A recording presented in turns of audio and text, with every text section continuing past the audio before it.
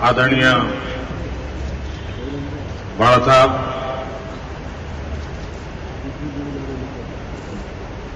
आशा जी,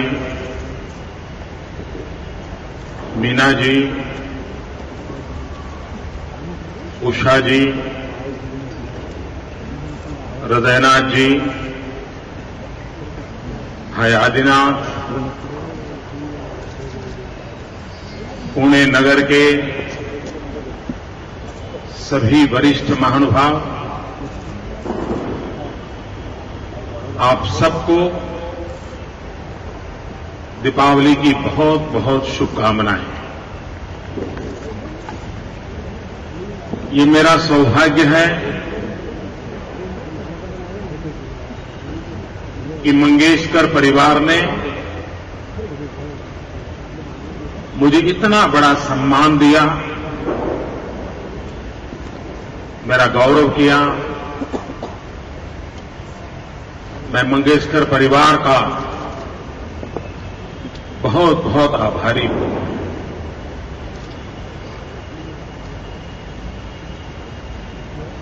दीनानाथ जी मंगेशकर उस नाम में ही दीनहीन पीड़ित उन प्रति भी करुणा का स्वर गूंजता है। उनके प्रति संवेदना का स्वर हमारे कानों तक नई प्रेरणा जगाता है। और ये छोटी बात नहीं है कि अपने पिताजी के स्मरण में क्या किया जाए। जो परिवार स्वर और सूर को समर्पित हो, सारेगम पध के सिवा जिनका कोई मार्ग न हो, सोते बैठते उठते खाते इसी की आराधना की हो, लेकिन उसके बावजूद भी उस करुणा के संस्कार के कारण जिस धरती पर पिताजी ने देह छोड़ा और रुग्ण सेवा के अभाव के कारण छोड़ा, दिल में वो कसक बन के रह जाए। और पिताजी को तर्पण सूर संगीत के माध्यम से भी कर सकते थे। वो उनके परिवार की बदौलत थी, लेकिन वो नहीं किया। उन्होंने पिताजी को ऐसी उत्तम श्रद्धांजलि दी कि जिस कारण से वो गए, भावी पीढ़ी में किसी को ऐसी नौबत न आए। इस करुणा में से इस अस्पताल का जन्म हुआ है। जब सामाजिक संवेदना में से कोई बात आती है, जब करुणा से भरी हुई कोई बात आती है, तो मंजिल कितनी ही दूर क्यों न लगे, लेकिन राह सरल हो जाती है। मैंने आज अस्पताल देखा, उसका पहला हिस्सा श्रद्धेय अटल जी के करकमलों से उसका लोकार्पण हुआ। आज मुझे उस कार्य के लिए दीदी ने निमंत्रित किया और दीदी ने मुझे जो चिट्ठी लिखी है, 6 महीने पहले चिट्ठी लिखी थी, इतनी हृदयस्पर्शी चिट्ठी है, इतने आशीर्वाद से भरी हुई चिट्ठी है। वो चिट्ठी मेरे जीवन का एक बहुत बड़ा तोहफा है दीदी, जो आपने मुझे लिखी है।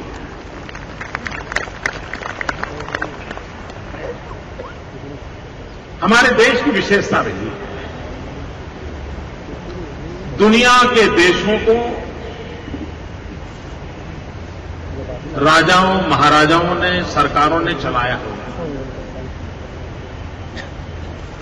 यह देश ऐसा है जिसे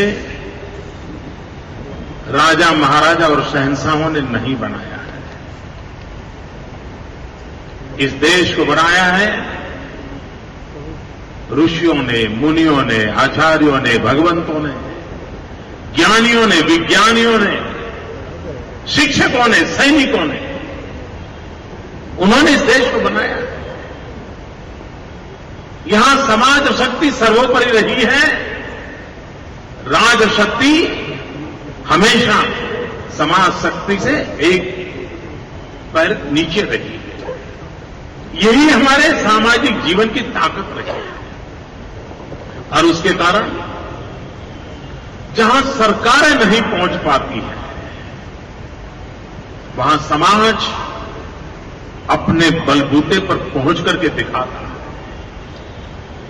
और इसी के कारण आज हिंदुस्तान के किसी भी कोने में जाएंगे, कहीं गौशाला देखेंगे तो सरकार वहां नजर नहीं आती। कहीं धर्मशाला देखेंगे, सरकार नजर नहीं आती। कहीं पानी की परत देखेंगे, सरकार नजर नहीं आती।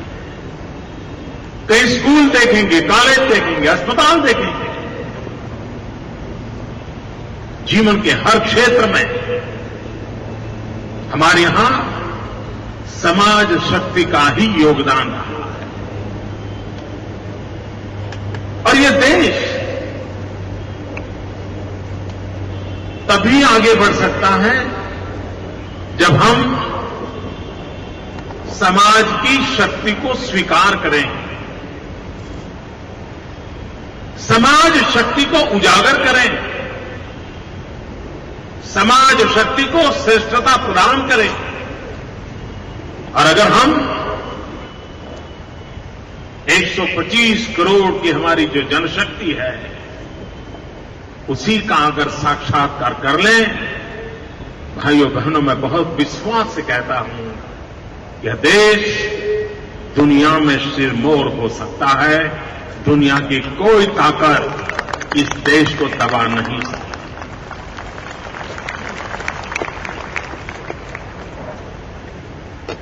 क्या नहीं हमारे पास?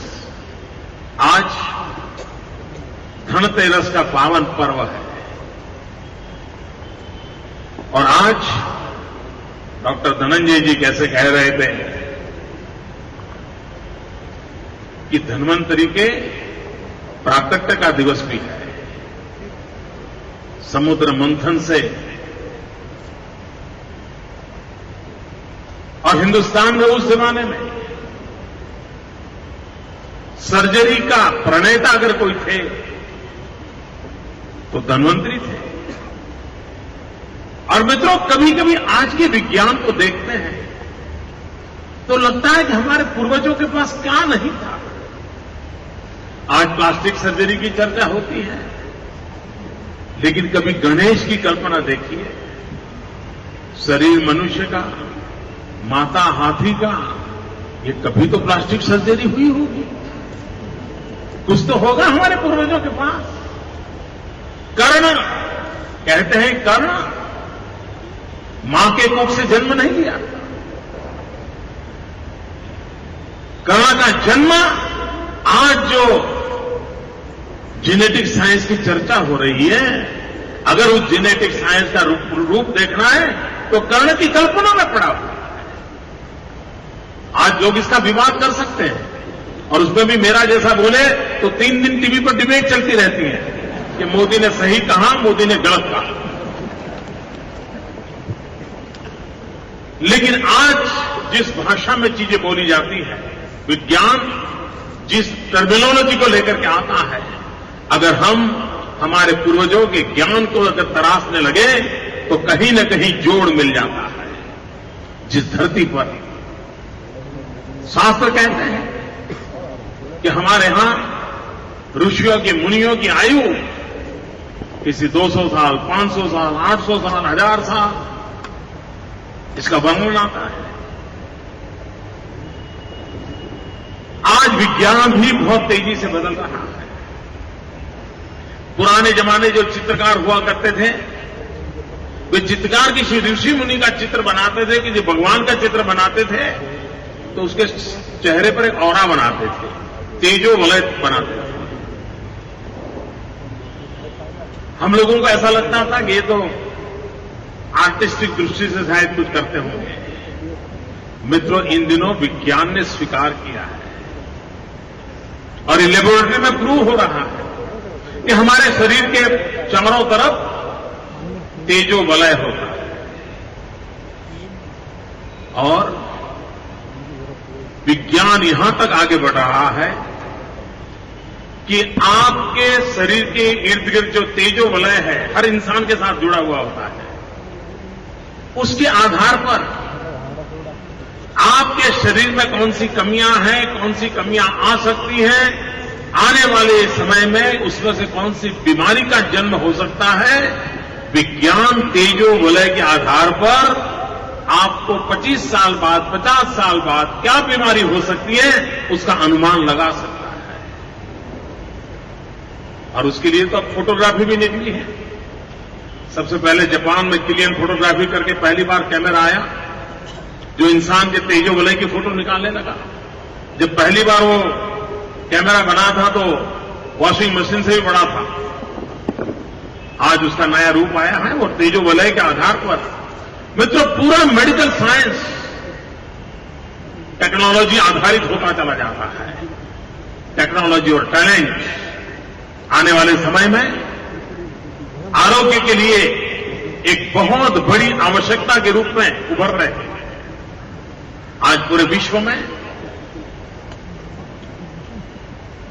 हेल्थ टूरिज्म एक बहुत बड़ा क्षेत्र है। अगर अमेरिका के पास अनेक विविध डेमोक्रेटिक इंस्टीट्यूशंस को उन्होंने बनाया है, अनेक डेमोक्रेटिक इंस्टीट्यूशंस का हेडक्वार्टर अमेरिका में बनाया हुआ है और एक प्रकार से उन इंस्टीट्यूशंस के माध्यम से दुनिया से साथ अपना नाता भी जोड़ते हैं, प्रभाव भी पैदा करते हैं। लेकिन भारत हेल्थ सर्विस के माध्यम से, क्योंकि हमारे पास टैलेंट है, आज भी दुनिया में देखिए, आज भी अमेरिका में जाइए, हिंदुस्तान से गए हुए डॉक्टर सबसे ज्यादा वहां सेवा कर रहे हैं।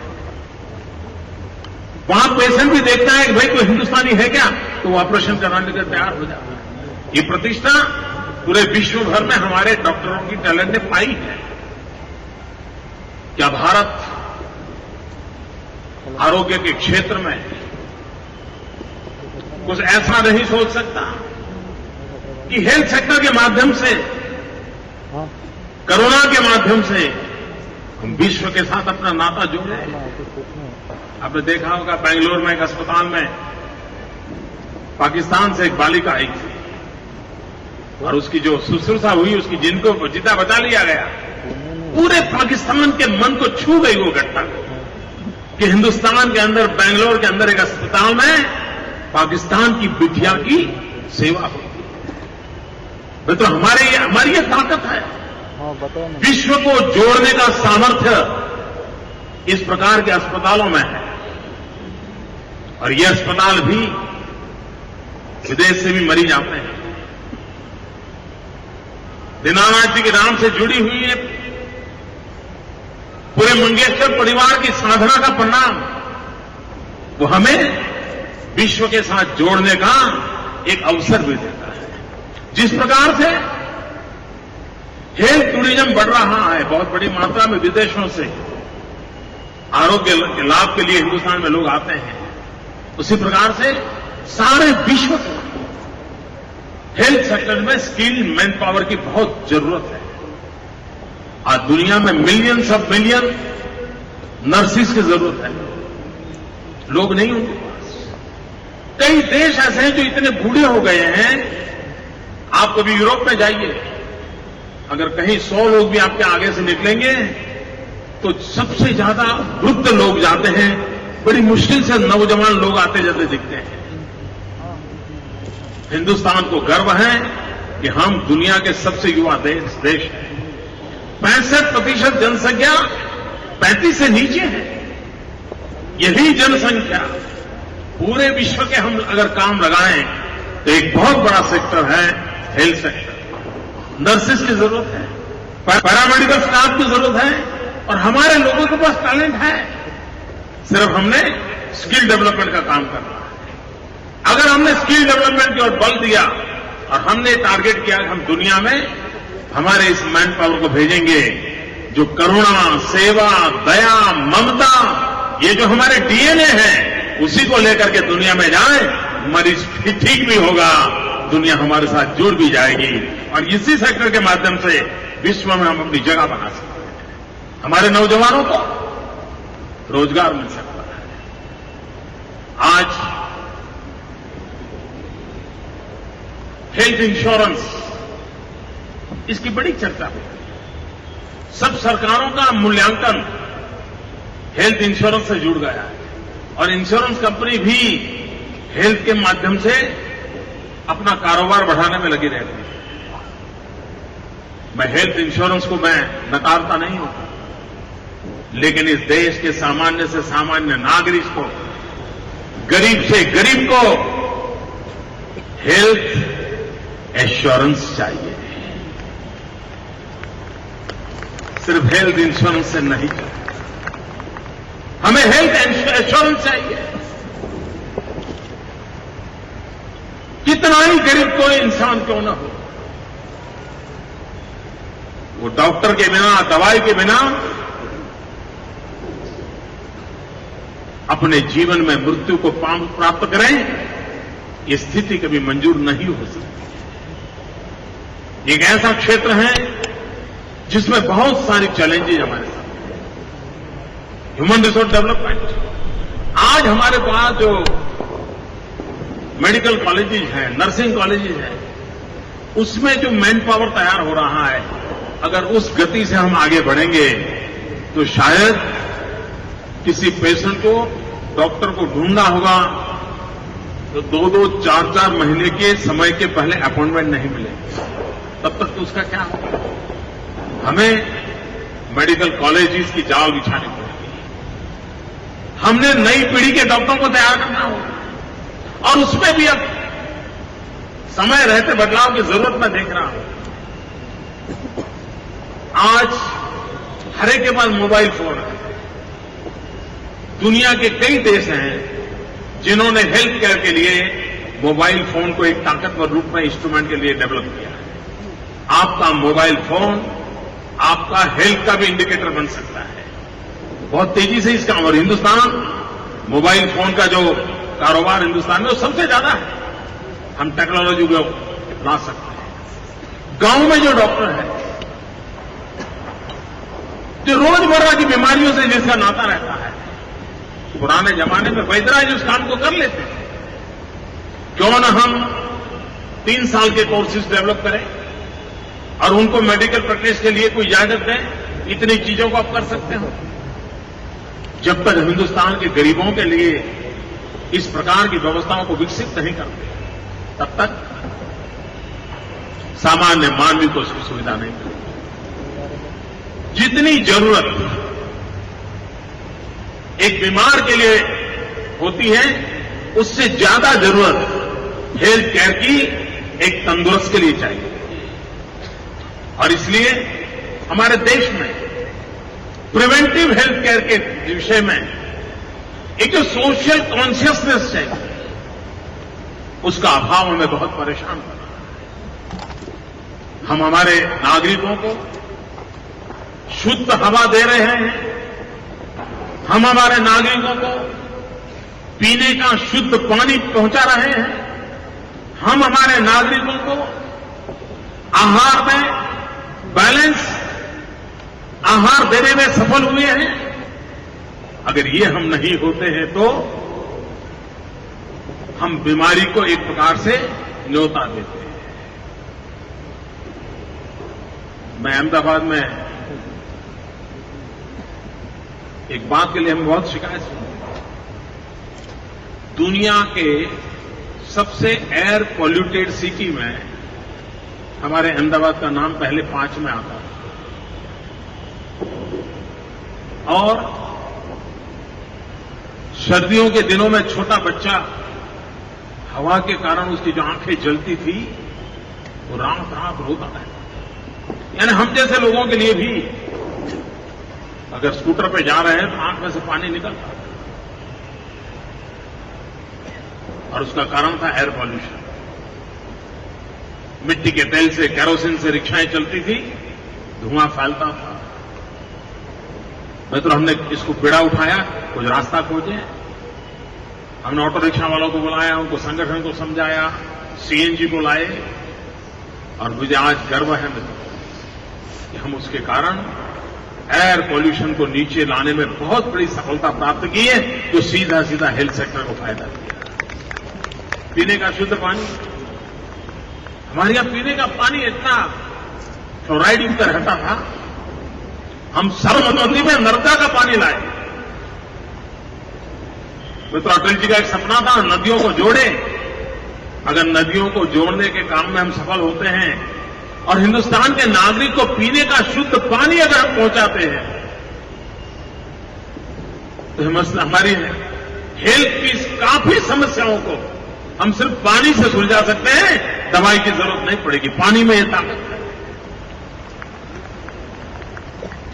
और एक सरकार के लिए हेल्थ सेक्टर की जब चिंता करता है तो उसको प्रिवेंटिव मेजर्स के लिए भी उतनी ही चिंता करने की आवश्यकता होती है। आज हमने नर्मदा नदी से पानी उठाया है। मित्रों, दुनिया की सबसे लंबी पाइपलाइन की ग्रिड डाली हमने शुद्ध पानी पहुंचाने की। 9000 गांवों में पीने का शुद्ध पानी नर्मदा की पाइपलाइन से पहुंचाते हैं। और पाइप की साइज भी छोटी नहीं है। आप परिवार के साथ मारुति में बैठ करके उस पाइप के अंदर कार चला करके निकल सकते हैं। ये साइज की पाइप है। सैकड़ों हजारों किलोमीटर डाली और इसी 8-10 साल में काम किया है। क्यों? लोगों को पीने का शुद्ध पानी मिले। क्योंकि हमें हेल्थ सेक्टर में प्रिवेंटिव मेजर्स उस पर जिसका बल है। तो Gujarat is the first state in the country जिसने फोर्टिफाइड आटा, फोर्टिफाइड तेल, फोर्टिफाइड नमक उसका इनिशिएटिव लिया ताकि गरीबों को खाने में जो कमियां हैं उसके अंदर एक रेजिस्टेंस पावर आए और उसका हमें लाभ भी मिल रहा है। ये प्रक्रिया लंबी है लेकिन इसके कारण हमें लाभ मिल रहा है। जितनी आवश्यकता हेल्थ सेक्टर में अस्पताल की जरूरत है, उतनी ही हेल्थ सेक्टर में ह्यूमन रिसोर्स डेवलपमेंट की है। जितनी हेल्थ सेक्टर को डेवलपमेंट की जरूरत है उतनी ही हमें प्रिवेंटिव हेल्थ मेजर्स के लिए जरूरी है। और उन सारी बातों पर अगर हम फोकस करें तो इस देश को हम आरोग्य के क्षेत्र में कुल मिलाकर के एक अच्छी स्थिति में ला सकते हैं। समाज के योगदान से स्पेशलाइज्ड जो अस्पताल है उसका हमें लाभ मिल रहा है। आज गरीब भी व्यक्ति डॉक्टर धनंजय जी जब मुझे मिलने आए थे बहुत विस्तार से उन्होंने बताया था कि गरीबों की भलाई के लिए भी क्या किया जाए। आज मैं देख रहा था छोटे छोटे बच्चों को किस प्रकार से अभी तो जन्म हुआ है उसको कैसे बचाया जाता है। अब देखिए हमारे यहां बोरवेल में अगर कोई बच्चा गिर जाए तो दुनिया भर के टीवी वहां खड़े हो जाते हैं, सारे ओबी मैन लग जाते हैं और रनिंग कमेंट्री चलती है। बच्चा गिरा है, उम्र इतनी है, सांस ले रहा है, हाथ हिलाया, पानी भेजा, रोने की आवाज आ रही, रनिंग कमेंट्री आती है और बाद में बच गया और पूरा देश टीवी के सामने बैठ जाता है। क्या हुआ? वो बच्चा अंदर गिर गया था, क्या हुआ? और बच्चा जब जिंदा निकलता है चारों तरफ खुशी का माहौल होता है, बाहर चलो तो बच्चा बच गया। मित्रों, अगर बोरवेल में बच्चा को गिर जाए हम सबके सांस ऊपर चढ़ जाते हैं, टीवी के सामने हटने का मन नहीं करता है। लेकिन कभी हमने सोचा है हमारे देश में आज भी माता मृत्यु दर और शिशु मृत्यु दर, इन्फेंट मोर्टालिटी रेट नवजात बच्चों की मृत्यु, प्रेगनेंसी में मां की मृत्यु, ये कितनी बड़ी चैलेंज है। आज भी हमारे यहां इंस्टीट्यूशनल डिलीवरी बहुत कम मात्रा में है और उसके कारण मरने की नौबत गरीब को आती है। परिवार में बच्चे की शादी कर करके बहू लाए हैं, 20-25 साल की उम्र है, कितने सारे सपने देखे हैं, लेकिन पहली प्रसूति में मां अगर मृत्यु हो जाए, बच्चा बच जाए, उस परिवार का हाल क्या होता होगा, उस नौजवान का हाल क्या होता होगा, जिस मां बाप ने बेटी को ब्याह दी हुई है, उस मां बाप का क्या हाल होता होगा। कि हमारे सामने अनेक प्रश्न खड़े हुए हैं। इन समस्याओं का समाधान आजादी के इतने साल के बाद भी अगर समाज के गरीब से गरीब व्यक्ति को चिंता कराता है तो हमें अपने लिए सोचना पड़ता है। और इसलिए भाइयों बहनों, आरोग्य के संबंध में देश को एक सर्वग्राही नीति बनाकर के सामान्य से सामान्य मानवी को सस्ते में सस्ते तरीके से आरोग्य की सेवाएं उपलब्ध कैसे हो, उस मूल मंत्र को लेकर के सिर्फ हेल्थ इंश्योरेंस नहीं, हेल्थ इंश्योरेंस के साथ अगर हम आगे बढ़ेंगे तो हमारे देश के गरीब व्यक्ति को, हम कभी कभी अखबार पढ़ते हैं, टीवी देखते हैं, क्या खबर आती है, कई प्रदेश ऐसे ज्यादा बाढ़ आई तो गरीब मरेगा, ज्यादा ठंड पड़ी गरीब मरेगा, ज्यादा गर्मी लग गई गरीब मरेगा, साइक्लोन आया गरीब मरेगा। सब दूर यही खबरें आती हैं और तब जाकर के हमारी प्रायोरिटी होती है कि हमारे इन समाज को हम कैसे बचाएं, उनके जीवन को कैसे सुरक्षित करें, किन किन बातों को हम प्रायोरिटी दें। अगर उसको लेकर हम आगे बढ़ते हैं तो हम समाज की बहुत बड़ी सेवा कर सकते हैं। मंगेशकर परिवार ने पिछले आधी शताब्दी हम सबको तंदुरुस्त रखा है, क्योंकि अगर मन तंदुरुस्त होता है तो तन भी तंदुरुस्त होता है। और मन को तंदुरुस्त रखने में मंगेशकर परिवार के आवाज, उनकी स्वर साधना, उनके गीत और संगीत का आनंद, हम सबके मन को उसने ताकतवर बनाया है, मन को तनाव मुक्त बनाया है। और तनाव मुक्त मन ये आरोग्य की सबसे पहली गारंटी होता है। और ये काम मंगेशकर परिवार ने करोड़ों करोड़ों देशवासियों की सेवा करके किया है, जिन्होंने हमारे मन को डुलाया, हमारे मन को ठीक रखा। लेकिन अगर हमारे तन को गड़बड़ हुई तो भी उन्होंने व्यवस्था रखी है। इसलिए हमें तन और मन से और खुद के धन से जो सेवा की है, इसलिए मैं मंगेशकर परिवार का, पूज्य दीदी का, हृदयनाथ जी का, सभी बहनों का अंतःकरणपूर्वक अभिनंदन करता हूं। बहुत बहुत धन्यवाद। जय महाराष्ट्र, जय हिंदुस्तान।